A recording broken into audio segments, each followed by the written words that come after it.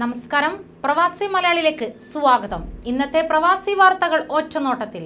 Saudi അറേബ്യയിൽ ഇന്ന് പുതിയതായി 70 പേർക്ക് കൂടി കോവിഡ് സ്ഥിരീകരിച്ചു. ചികിത്സയിലുള്ളവരിൽ 81 പേർ കോവിഡ് മുക്തരായി.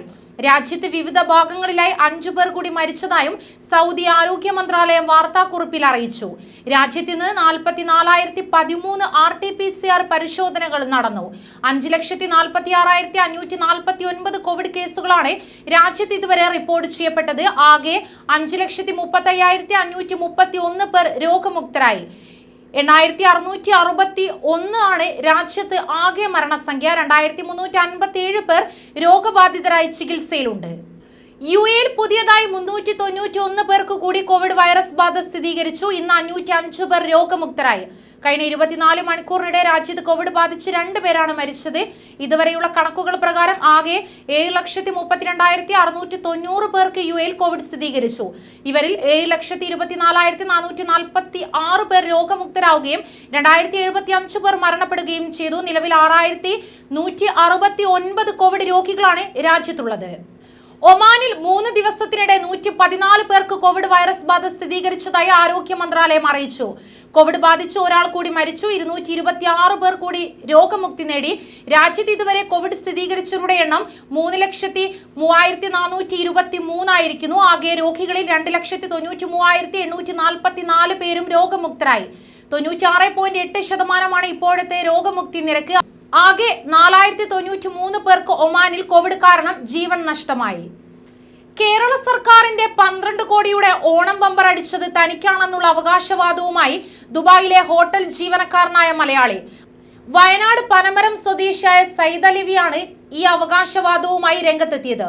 നാട്ടിലുള്ള സുഹൃത്ത് മുഖേനയാണ് താൻ ടിക്കറ്റ് എടുത്തതെന്നാണ് അദ്ദേഹം പറയുന്നത്. ദുബായ് അബൂഹയിലെ ഹോട്ടൽ ജീവനക്കാരനാണ് സയ്യിദ് അലവി. നാട്ടിലുള്ള സുഹൃത്ത് അഹമ്മദ് വഴി കോഴിക്കോട് നിന്നാണ് ടിക്കറ്റ് എടുത്തത്. ഇതിനുശേഷം ടിക്കറ്റിന്റെ ചിത്രം അദ്ദേഹം ഫോണിൽ അയച്ചു തന്നു. ടിക്കറ്റ് ഉടൻ കുടുംബത്തിന് കൈമാറുമെന്ന് പ്രതീക്ഷിക്കുന്നതായും അദ്ദേഹം പറഞ്ഞു. കോവിഡ് വ്യാപനം വലിയ തോതിൽ നിയന്ത്രണ വിധേയമായതോടെ ഒമാനിൽ കോവിഡ് നിയന്ത്രണങ്ങളിൽ കൂടുതൽ ഇളവുകൾ പ്രഖ്യാപിച്ചു. രോഗവ്യാപനത്തിലും മരണത്തിലും ആശുപത്രികളിൽ പ്രവേശിക്കപ്പെടുന്നവരുടെ എണ്ണത്തിലും കാര്യമായ കുറവുണ്ടായതിന്റെ പശ്ചാത്തലത്തിലാണ് ഇന്നലെ നടന്ന സുപ്രീം കമ്മിറ്റി യോഗം ഇളവുകൾ പ്രഖ്യാപിച്ചത്. അതോടൊപ്പം കോവിഡ് വാക്സിനേഷനിലുണ്ടായ വലിയ പുരോഗതിയും ഇതിന് കാരണമായി. Kerala online news YouTube channel subscribe ചെയ്യാം.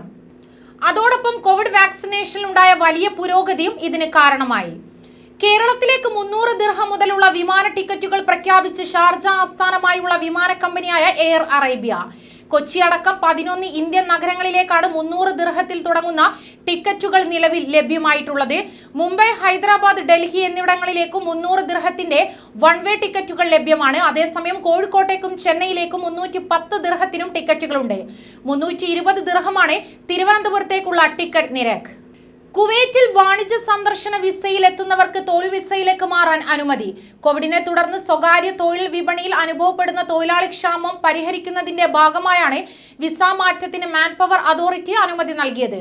വിദേശ രാജ്യങ്ങളിൽ നിന്ന് തൊഴിലാളികളെ റിക്രൂട്ട് ചെയ്യാൻ അനുവദിക്കണമെന്ന് കാണിച്ച് സ്വകാര്യ സംരംഭകർ മാൻ പവർ അതോറിറ്റിയെ സമീപിച്ചിരുന്നു.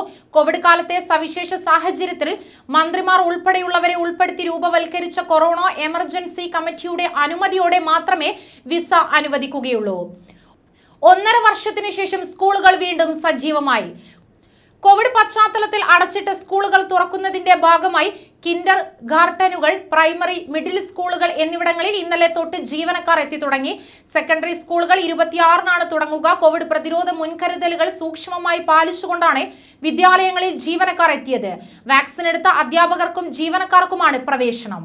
കുവൈറ്റിലെ സർക്കാർ മേഖലയിൽ നിന്ന് 2,089 പ്രവാസികളെ കൂടി ഒഴിവാക്കിയതായി റിപ്പോർട്ട്. സിവിൽ സർവീസ് കമ്മീഷൻ പുറത്തുവിട്ട ഈ വർഷം മാർച്ച് മുതൽ ഓഗസ്റ്റ് വരെയുള്ള കണക്കുകളാണിത്. ഇതേ കാലയളവിൽ 10,780 സ്വദേശികളെ സർക്കാർ സ്ഥാപനങ്ങളിൽ നിയമിച്ചതായും കണക്കുകൾ വ്യക്തമാക്കുന്നു. ജനസംഖ്യ അനുസരിച്ചിട്ടുള്ള സ്വദേശി വിദേശി അനുപാതം ക്രമീകരിക്കുന്നതിനായി പ്രഖ്യാപിച്ച സ്വദേശിവൽക്കരണ നടപടികൾ കുവൈറ്റിൽ പുരോഗമിക്കുന്നു. സൗദിയിലെ വാദി ദവാസിറിലെ പെട്രോൾ പമ്പ് ജീവനക്കാരനായ മലയാളിയെ തോക്കുപയോഗിച്ച് വെടിവെച്ച സൗദി പൗരന് 7 വർഷം തടവ് ശിക്ഷ. ഫുൾ ടാങ്ക് എണ്ണയടിച്ച ശേഷം പണം ചോദിച്ചതിനെ തുടർന്നുണ്ടായ തർക്കത്തിനൊടുവിലാണ് വെടിവെച്ചത്. കൊല്ലം സ്വദേശിയായ മുഹമ്മദ് നിലവിൽ ചികിത്സയിലാണ്. പബ്ലിക് പ്രോസിക്യൂഷൻ കടുത്ത ശിക്ഷ വേണമെന്നാണ് കോടതിയിൽ ആവശ്യപ്പെട്ടത്. പ്രതിയെ സൗദി പൗരൻ കോടതി നിശ്ചയിച്ചിരിക്കുന്ന പിഴയും ഒടുക്കണം. കൂടുതൽ വാർത്തകൾക്കായി ഈ ചാനൽ സബ്സ്ക്രൈബ് ചെയ്യുക.